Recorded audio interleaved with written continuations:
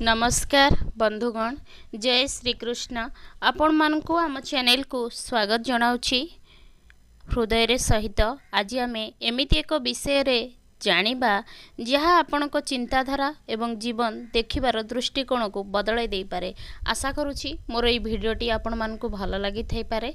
जदि भल लागु थाए ताहले ए संजी सोनी श्री चैनल को केबे भूलिबेनी। मोर प्रत्येक वीडियो आपण देखिबे, लाइक करिवे एवं सब्सक्राइब करिवे। चलंतु हृदय सहित आमे स्वयं भगवान श्री कृष्ण को मन पकाई एही कहानीटी को आरंभ करिवा।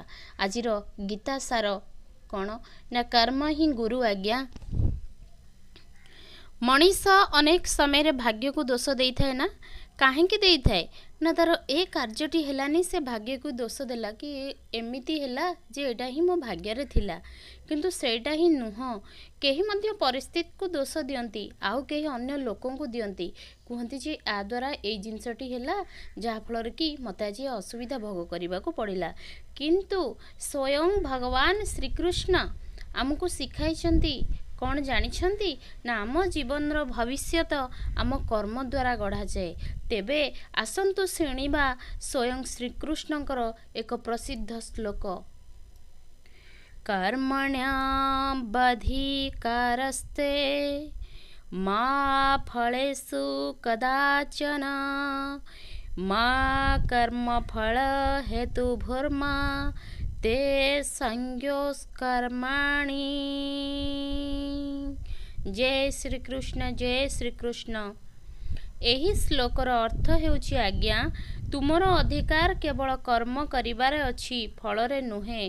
तेणु फलर चिंता छाड़ी निज कर्तव्य को निष्ठार सहित कर। आज जो कर्म करुछ ना तुमको फल मिलू नहीं, किंतु भगवान केबे हेले भूल करिबेनी बा भगवान को द्वारा केबे भूल हेबो नहीं। से डेरी रे दियंतु पछे किंतु सबू आपण को फेराई देबे। आपण को कर्म अनुसार फल से निश्चय देबे। यह एथिरु गोटे सुंदर उदाहरण टी आपण कहूची सुनंतु।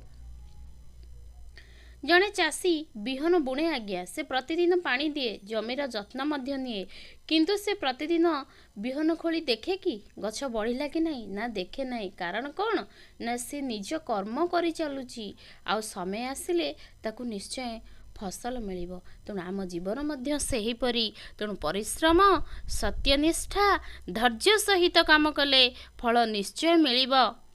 तेणु कर्म ही आमर प्रकृत गुरु।